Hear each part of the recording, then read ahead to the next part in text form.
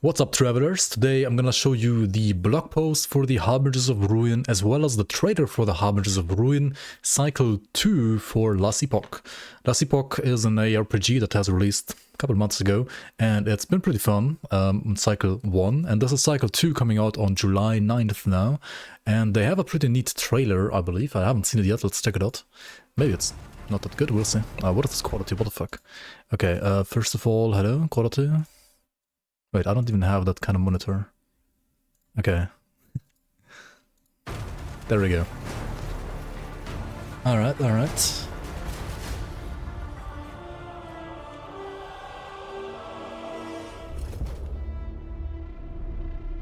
You remind me of him, Traveler.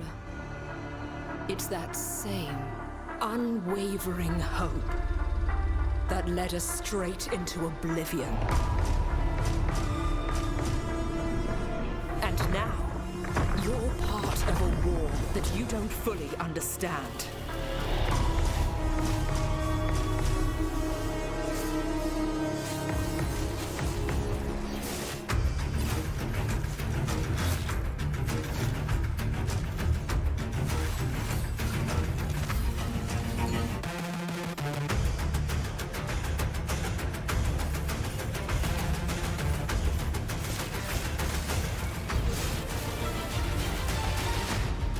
I tried to warn you, to spare you, but his eyes are upon you now.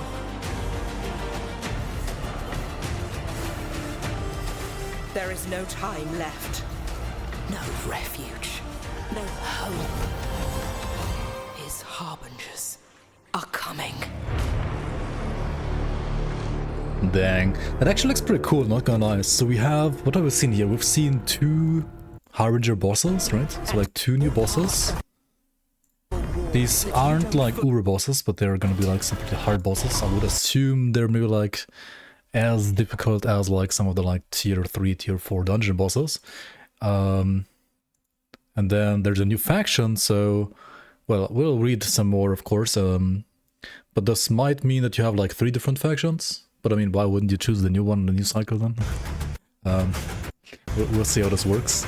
Actual balance changes, I'm intrigued, because I feel like for 1.0 Epoch did not do enough balance changes. So yeah, this could be actually nice.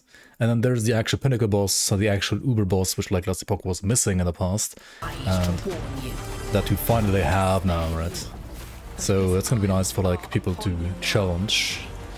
Well, it's gonna be like a challenge until like people find like the one broken build that can like face roll it, but or like the multiple builds that can do that. Also, we got a new evade ability, right? This is a, well, copied out of Diablo 4 / Grim Dawn / Volson, whatever you want to call it, right? PoE 2 is gonna have this as well. This is like the new meta for RPGs, I feel like. And then of course we also have this Nemesis system. I'll have to like read up on this, what this is, because that seems like some kind of like item enhancement system, some like kind of like new crafting system. Whatever this is, seems pretty cool. Like new ways of crafting is always like pretty nice. Okay, so we have Evade, the Nemesis, Harbingers, and the Forgotten Knights. So that's like a new faction and new bosses. The Pinnacle boss defenses, whatever that is. The Glyph of Envy, Harbingers, Needle, new uniques, and the summary. Okay, well, let's check it out then, right? Hello, travelers. Epoch's final post-launch cycle arrives in just a couple of weeks on July 9th, and we can't wait about it. What? We can't wait to talk about it any longer. Today we're gonna be covering the big features you can expect from Harbingers of Ruin on July 9th. For those that were with us in beta, we had previously done a hype week with a smaller blog post leading up to a patch. This time around, we're going to be combining everything into two big posts. Today's What's New and a second post that will come soon, covering quality of life and other changes. Then, as we close in on patch day, we'll be releasing the full patch notes for everybody to have a look through and get ready for the Harbingers. Today, let's start by jumping into the new features with Harbingers of Ruin, starting with a new evade mechanic. I mean, self-explanatory, right? You hit a button and your character evades, which seems like it has like different animations depending on like what kind of character you're playing, maybe. Like the Primalist is like rolling, the Mage is like more like shifting or drifting. That's kind of neat. So I wonder if this is like dependent on the class or dependent on what skills or items you're wearing. And also, okay, Evade provides a fast, short-distance movement ability, allowing players to quickly avoid many powerful attacks. We specifically call it an Evade rather than a dodge roll for several reasons. The first is that dodge is already a mechanic in the last Epoch, which can lead to some confusion. The second is that Evade is not always a rolling move for all characters. Okay, so it seems to be like individual per character. First, let's talk about how exactly Evade works. All characters will have Evade available from level 1 with default of 2 charges available on a 4-second cooldown. As your character level increases, so will Evade's cooldown recovery speed. Okay, so the higher level you are, the lower cooldown you have on Evade. It's important to note that Evade does not grant any immunity frames, so this is different to, for example, Grim Dawn, where Evade actually has like an immunity frame, like a Dark Souls immunity frame. Last Epoch's Evade will not, so you have to like actually roll out of like the skills that you want to be dodging, and you can't like roll through it like Dark Souls style. It lets you more easily avoid enemy attacks, but you're still vulnerable to damage. If you evade but are still inside an area of attack, you will still take damage. Okay, this is why we wanted to avoid confusion with the existing dodge mechanic, as evade does not provide damage mitigation. This also helps keep some of the power and identity to movement skills as more specialized and more often safer movement options. Wait, aren't you just gonna like use both most of the time anyway? Like evade is not gonna like put one of these on cooldown, is it? I don't think so. Like it's not a traversal tag, so it like shouldn't put other things like, for example, teleport or like leap from parameters and so on cooldown. So you're probably gonna use both anyway. Okay, here you see like the tooltip, right? The most important thing with introducing the evade mechanic is that it now allows us to assume a baseline of ability for all characters. Yeah, which means like bosses will have attacks that you will have to get out of quicker, which might mean that you will have more indicators on the floor and you have to like get out of like certain hitboxes more so than before. Maybe a little bit like Lost Ark style or like some other ARPG style, like D4 style maybe. Most builds currently feel forced to include a traversal skill purely for evading incoming attacks, which has a limiting impact on potential build diversity. And as long as they're like only balancing enemy skills around the player having a traversal skill, like I mean the evade, and not evade and the traversal skill on top, then I think it's fine, because this sentence is only true if you make bosses only need an evade and not a traversal skill on top, right? This kind of like frees up the traversal skill for many characters, but then again, like for maximum like speed and mobility, you might want to use a traversal skill anyway, but you won't have to anymore, which can feel a lot nicer, like depending on like the playstyle that people want to play. We also wanted to make sure that evade wouldn't simply be replacing traversal abilities in general. As such, evade will not have a skill tree or be assigned to a slot within the skill bar. Yes, okay. So it's like an additional button you can press. I assume spacebar is going to be the choice, but you can probably like remap it to like whatever you want to. In addition, there will be powerful options to modify evade, including a number of uniques which can drastically change it. Okay, so you can not alter it via skill tree, but you can change, for example, cooldown recovery with boots, like these baseline shrine boots. The Flight of Quetzeri has haste after you use evade and a traversal skill, and also gives you like less cooldown on evade. And then you have the Carcination of Momentum. Oh, this is also like another charge. They have like 3 charges.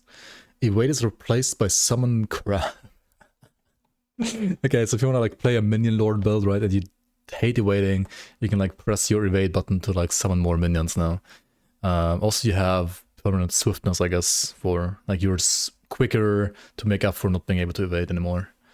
Interesting, yeah. I mean that's cool. Cool ideas. I like it. Okay, Nemesis.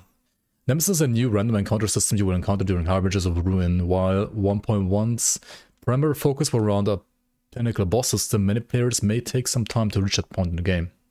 in order to make sure these players didn't feel left out of 1.1, as well as introducing more systems for everybody to engage with. Makes sense, you want a league to usually cater to all players, not just the no-life grinders that like get to the uber bosses instantly, but you want to have like at least something that new players, or like not so hardcore players, can engage with already during the campaign, for example, if you like make a new league. Otherwise it's just the same game for those people. During the campaign in Monolith of Faith, you might randomly come across a new encounter type, the Nemesis. So this is kind of like the mages, I guess, like the Rune Prison mages, right? That you like could click on, like an optional challenge in the maps, and this is going to be like another type of encounter like that, which is, I think, pretty cool. Like the mages, I like them. They were like an optional challenge. You could like choose to click on or not, and this seems to be very similar, so I like that. And can be clicked on like whenever you want, and in whichever map you want, pretty much.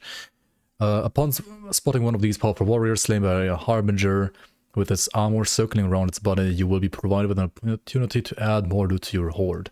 Interacting with the remains will present you with a window showing several items available from the Nemesis, as well as 3 options on what you would like to do in regards to the items.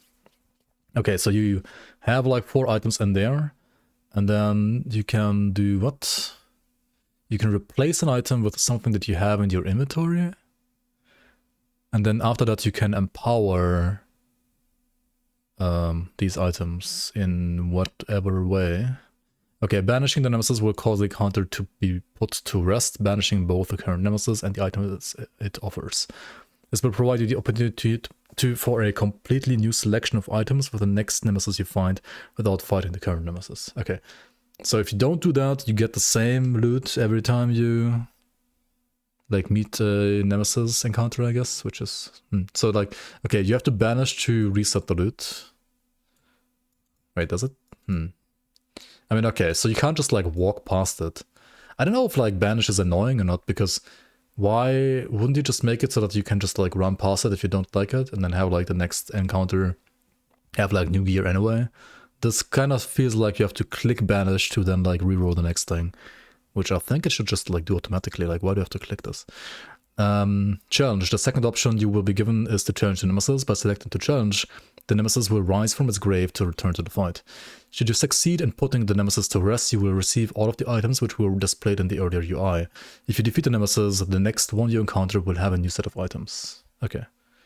Yeah, I mean, this should reset the items, of course, as well. But only if you defeat it. Okay. Empower. The final option you will be provided with is the ability to empower the Nemesis. By selecting Empower, the Nemesis will awaken and attack you in its rage. Then upon defeat, it will flee instead of dropping its items.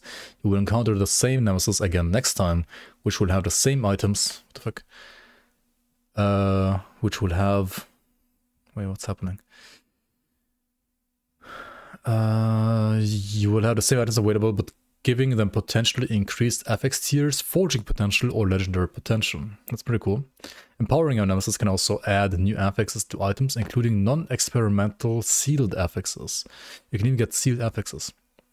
Empowering is able to upgrade sealed non-experimental affixes all the way to rank 6 and 7, which hasn't been possible before. Okay, so you get like a new item type as well, basically, from this, potentially, which you didn't have last season. So it's like potential power creep, but it's rather rare, or like you have to empower quite a bit of stuff, or like you have to like do this in like higher high corruption maps without like hard content. That's pretty cool. You can empower the Nemesis twice, increasing the quality of rewards as well as the power of the Nemesis holding them. Once an empowered Nemesis has been banished or defeated after challenging it, the next Nemesis encountered will start over as unempowered with new items. Okay, and wait, if you empower twice and then banish, is the empowerment is just completely lost then, right? Probably. Huh. I mean, why would you ever do that? Okay, unless like the rerolled loot that you get instead like actually gets empowered too then. But I mean, unless you're like getting lucky and you get like exactly what you want right away, you probably always want to like put an item that you already have in there and then try to like basically empower it, because it's like more guaranteed, more controlled crafting. Egg of the Forgotten relic, unique stone egg, can be replaced with a new item that lacks both legendary potential and Weaver's Will. Okay. So you can only put in items that aren't like already good though.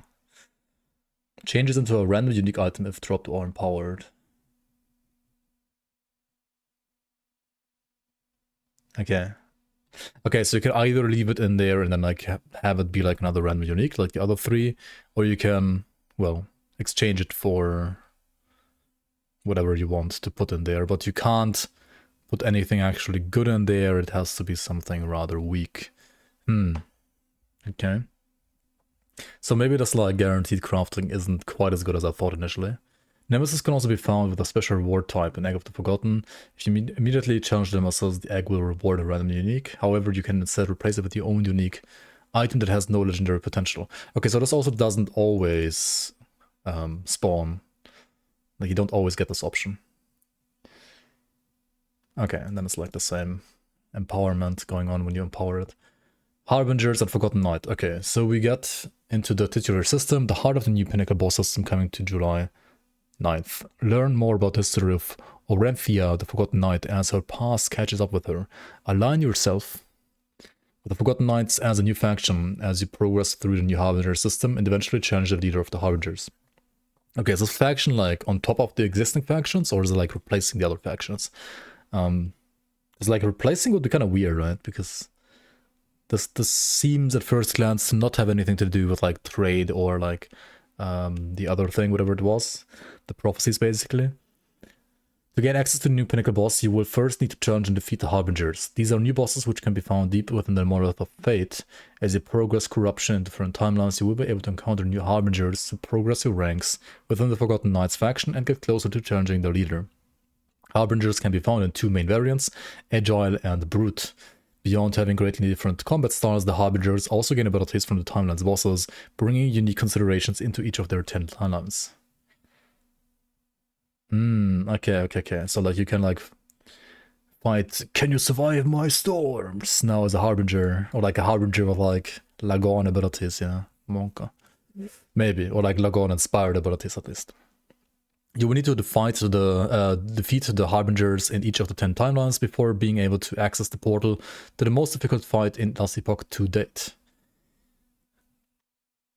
Okay, 10 timelines, Harbinger in each. Harbingers in each. Wait, is it like 2 in each, or how many is it exactly? It's a little unclear. You also have a chance to harvest an eye from a Harbinger upon defeating them, which you will use as a currency to access the Pinnacle boss fight. The first 10 unique Harbingers you defeat are guaranteed to provide an eye, with a chance afterwards. Okay, this will provide you with 10 attempts at the Pinnacle fight when you first unlock it. Okay, so each eye is 1 attempt. Once you have defeated all 10 Harbingers, but you need to like defeat 10 first, and then you get like 1 eye per kill, like 1 attempt per kill. You can continue to challenge the Harbingers to gather additional eyes for further attempts. Okay. I'm not sure if I like it like going down in chance afterwards. That seems a little weird to me. Probably. The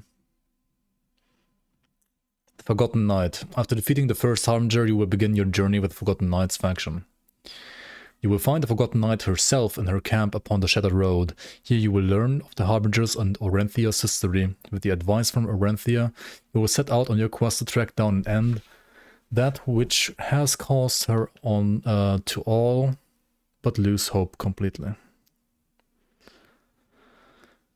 Forgotten Knights faction. As you make your way through the Harbingers, you will progress your rank with the Forgotten Knights faction. This faction is available to both Merchant's Guild and Circle of Fortune players, rather than being an alternative choice. Okay, so it's like always another faction on top, like another progression system on top. As with other factions, increasing your rank with the Forgotten Knights will grant unique rank awards, blah blah blah blah. Okay, it's like just another like, rank progression system. These benefits include increasing Harbinger's unique drop chance, lucky blessing rolls, and an increased chance to drop a new crafting material, the Glyph of Envy. Okay, can we zoom in on this? No, because it's a fucking animation, not a picture. Yikes, okay. Okay, can we just stop this? There we go. So if you defeat unique harbingers at required corruption to unlock rewards. Okay. Glyph of Envy drop chance. Get like more Glyphs of Envy here. Nemesis sealed FX Empower upgrade. The tiers of sealed FXs added by empowering a Nemesis are 50% higher on average. Okay. Gaze of Oribus bonus corruption. You get corruption quicker. +1. I mean, that's not that high though. Blessings are lucky. Blessings roll the value twice and pick the highest value. Okay, that's pretty cool. Harbinger unique drop chance. Timeline harbingers are twice as likely to drop their specific uniques. That's pretty cool. And then the others we don't really see here. Okay, let's see what else we have here. Okay, so here it shows like which harbingers you've killed and which ones you haven't. It seems like it's one per, like at least one per timeline. Yeah, so it's not like multiple per timeline, it's like one per timeline, I guess, that are like the unique ones. Required corruption 300, corruption required for next harbinger encounter in one of the missing timelines. Okay, so you have to like, to be able to like spawn harbingers, you have to like go up in corruption. And you can see here basically that like for the last one at least, I mean this might be changed obviously for release, but you need to like get to 300 corruption to get to the last harbinger, which means you need to be able to clear 300 corruption and kill the harbinger boss to be able to access the super boss, like the pinnacle boss, and also to like rank up your Forgotten Knights faction to max, I guess. Because I assume you'll get like basically like one tier per harbinger kill. This doesn't seem like a gradual increase like with the other factions. It seems more like it's just like 10 steps and you get like one step for each kill. I might be wrong, but it seems like that's how it is. And what do we have here? Abaroth. Oh, you can't read this. Abaroth defeat the remaining harbinger by luring them out using the harbinger crest. Okay. Whatever the harbinger crest is. Okay. Pinnacle boss. With harbinger eyes in hand and all 10 harbingers defeated, you can make your way to the portal beyond the Shattered Road. Place an eye upon the altar and you will be pulled into the harbinger's domain. Okay, so it's like a new area, new portal. You just like get there to the boss. Within this domain you will face off against the leader of the harbingers, the servant of Oribus, Abaroth. Oh, okay, Abaroth is the guy. Your fight will take you through the 4 eras, each presenting unique arena mechanics and empowering Abaroth with new abilities to further crush your hopes of facing the void. Okay, so it's like a 4-stage boss, changing the arena like every time he phases. That's pretty cool. Sounds nice. With the release of patch 1.1 Harbingers of Ruin, Abaroth will only be able to be challenged in the online cycle, and then like later on for Legacy, right? I think it's like after he has been defeated online, within the next business day, offline mode will also get access to Abaroth. Okay. So yeah, whenever like somebody in online, doesn't matter I think which game mode in online, it can be like softcore multiplayer even. Once softcore multiplayer has like defeated this guy, you can also fight him like one day later. You can also like fight him in offline mode. Or at the latest after 1 week, right? If Abaroth remains unslain for the first week, we'll automatically release the encounter to all environments to prevent too long of a delay for offline legacy players. I think they just like should make this the default, like just have it always be like 1 week and not do this other thing. But I mean, this is fine too, in my opinion. Boss defenses. Okay, out with the old and in with the new. Dynamic damage reduction was cancer, honestly. Was very, I don't know, just felt bad, yeah. Feels bad indeed, they're writing it themselves. Out with the old and in with the new. As some are aware, bosses in Lost Epoch until 1.1 had dynamic damage reduction. One of the biggest issues with the system was little awareness about it. It wasn't a very clear system and it didn't have any sort of visual representation. And yeah, it just felt terrible. It also was very easy to misunderstand due to its dynamic nature, and generally Zaltan feels bad of seeing yourself doing less damage to bosses after a few hits without anything actively telling you why. Yeah, it either force you to play one-shot builds that just could like one-shot the boss, so like the DDR wouldn't even take effect. And if you played like a build that did like lots of hits, but the hits not being that strong, then yeah, DDR would be pretty terrible for your build. Even though you had like the same DPS maybe as like the one-shot build, but no. Why more damage per second? There was always still more damage per second against the boss. Sometimes I didn't feel like it because of the scaling damage reduction. Dealing more damage early on could also lull you into a false sense of security with more leech from damage, leaving you more vulnerable later into the fight. Yeah, that's also like the leech thing, like basically your sustain going down as the fight progresses. Also, I didn't feel good. In response to this feedback, we're replacing boss damage, like dynamic damage reduction, with a boss ward system. With this new system, as a boss reaches predetermined breakpoints, it will gain a burst of ward that then decays over time. The longer the ward is present, the faster it will decay. Okay.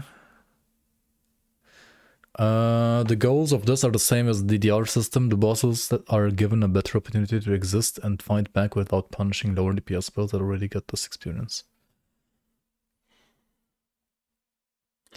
I feel like this still like hurts consistent DPS dealers the most. And kind of wants you to still burst down bosses, right? You like hit big bursts to the first threshold, chill a bit for your wait for your cooldowns, burst again, do the same again, burst again, right?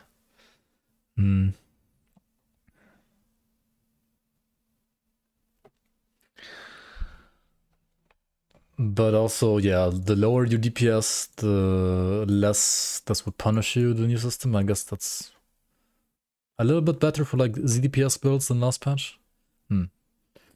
This system also provides a much clearer visual representation. That's true. That's true. That's true. That is true. I mean, it's better.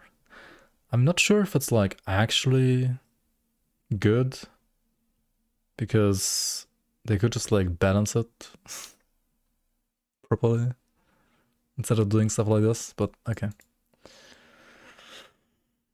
Balance and last Epoch, right? Keck. Alongside the change from boss dynamic damage reduction to boss award, we've made a couple of other defensive changes to bosses. Because boss health no longer has such high damage reduction for high DPS builds, it would inherently be easier to randomly stun. As such, we've given bosses 50% more resistance to stun and freeze. Okay, I wonder if that's like hurts the perma-freeze builds, like maybe they're like finally gone, I don't know. We've also reduced, or like perma-stun builds. We've also reduced the effectiveness of slow and chill against bosses to 50%. Matching the effectiveness of these ailments on players. Lastly, we're adding a maximum stun/freeze duration to powerful endgame bosses, such as Harbingers, increase the difficulty for CC locking them. Okay, they're adding this on top as well, so like making it like twice as difficult. Or like there's two systems in place now that make it like a lot more difficult to like perma-freeze/perma-stun enemies. Okay, the Glyph of Envy, this is the new crafting glyph, I guess. A very common area of feedback we see is that we can feel very slow to progress through monoliths or subsequent characters. Yes, that is annoying as fuck. When addressing this feedback, we didn't want players to simply skip monos, as that can lead to a worse experience, especially for newer players. I mean, you shouldn't. I mean, if you give a system that like allows you to only like skip on second character, right, then like how did a worse experience for new players when they were like played through the game once on one character? They should like know that if they like skip something, it's harder. Alongside tweaks to stability rates, we're also introducing the new Glyph of Envy with patch 1.1. This item allows you to greatly accelerate progress through normal timelines that you haven't completed yet, and add a large amount of stability to timelines you have completed. Okay, but like you get it from the flippin' Nemesis thing, right?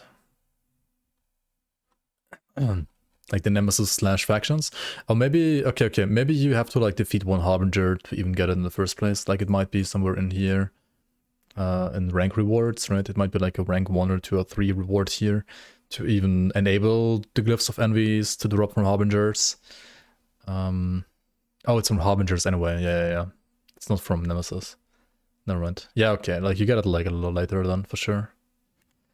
Because I was like thinking about like what if you just like try rushing, farming Glyphs of Envy on like your very first character, like in normal monos.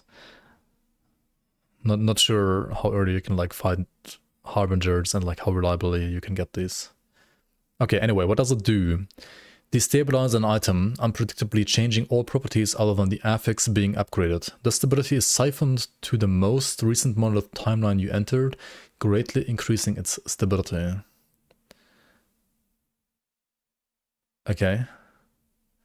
Whatever unpredictably changing all properties other than the affix being upgraded means. The forwarding potential of the item is not changed beyond the normal reduction, and the changes cannot result in affixes above tier 5. Existing sealed affixes cannot be changed, grants far more stability if you have never completed the timeline before. Okay.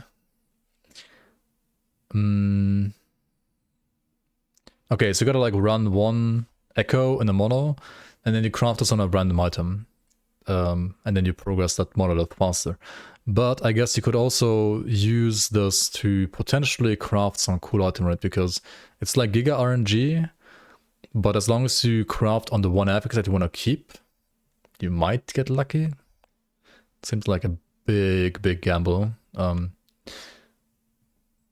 While also like progressing monolith timelines, of course. By upgrading affix using Glyph of Envy, it will have two effects. One of the blah blah blah blah blah blah. I mean, we already like read the tooltip. This is just like them saying what the tooltip does, right? A ring will remain a ring. What? Since when is a ring an affix?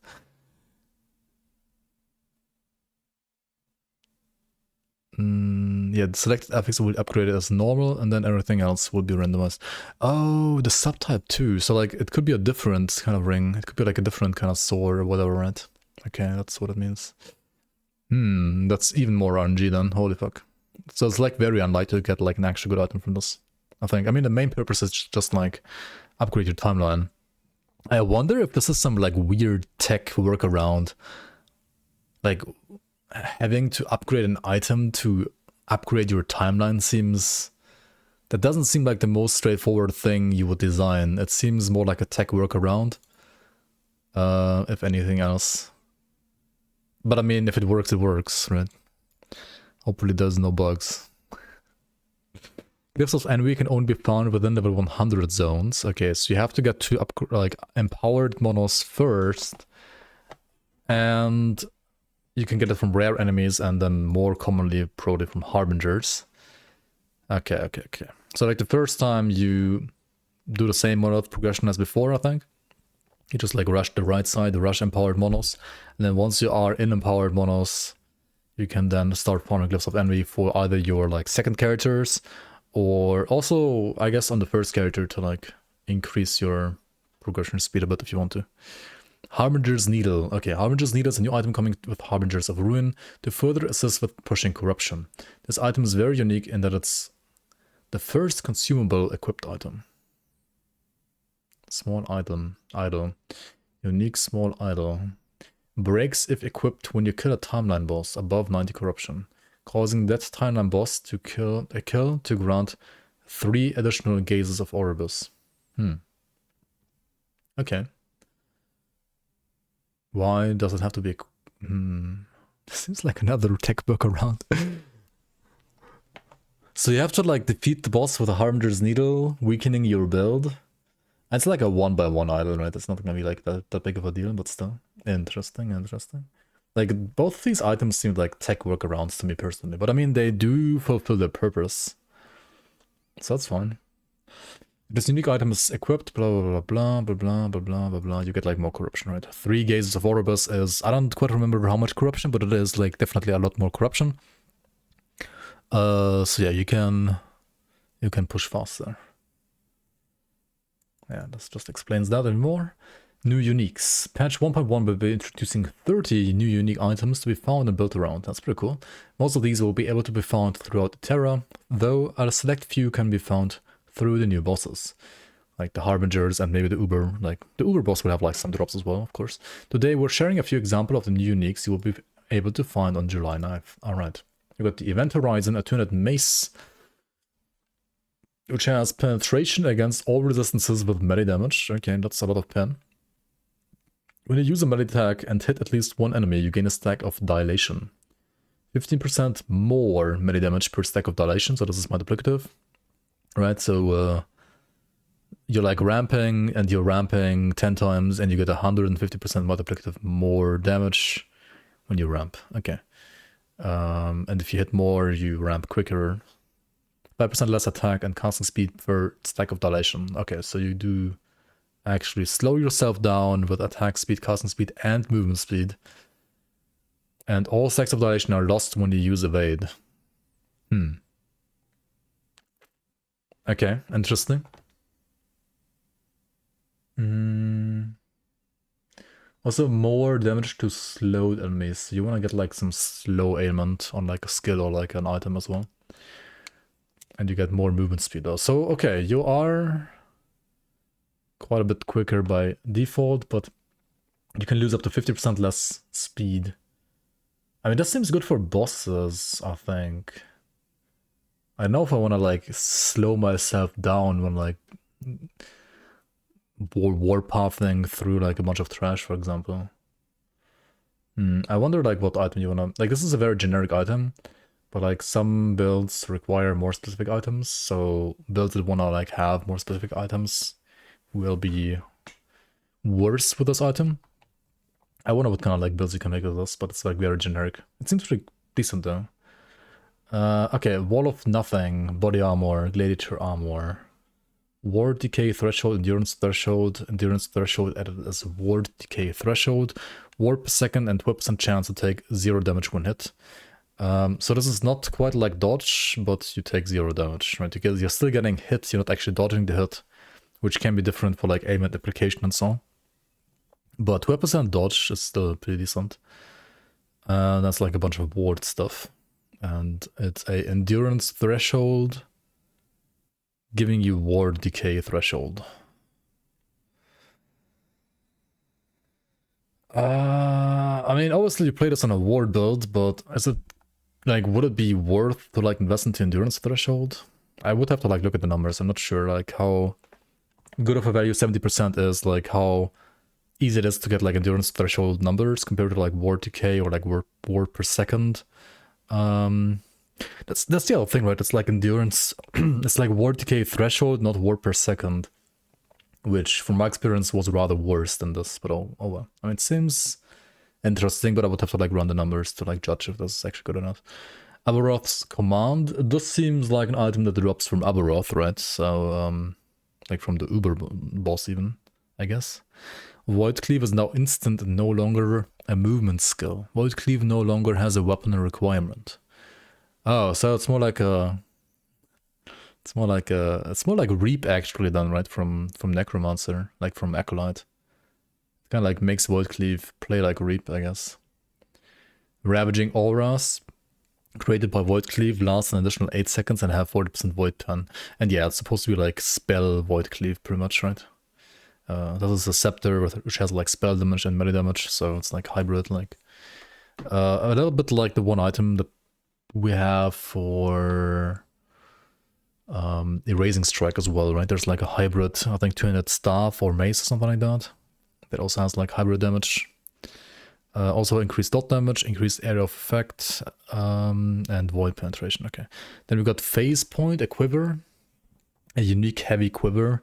Increased bow damage, increased bow stun chance, dodge rating, increased dodge rating, chance to gain Dusk Shroud on dodge, chance to gain Black Arrow on dodge. This seems pretty fucking strong, right? Dusk Shrouds on dodge. That could like kind of like scale out of control in a way. But also Black Arrow on dodge, +1 bow void damage per Dusk Shroud when using a Black Arrow, and +3 to Dark Quiver. So it's like a void marksman item. Interesting. I mean, these might all be items dropping from the Harbingers or Abaroth, to be honest. These all have like some kind of like void theme. Very interesting items though. Okay, yeah. Thank you for watching and reading with me. I hope you're gonna be hyped for patch 1.1, last Epoch cycle 1, cycle 2, whatever you want to call it. I mean, with patch 1.1, I would rather call it cycle 1, like call the release cycle 0, but they haven't like given any numbers here. It's just like a new cycle. Let me know what you think about this whole thing and like all the new features in the comments below. and I'll see you around on the next one. Thanks for watching.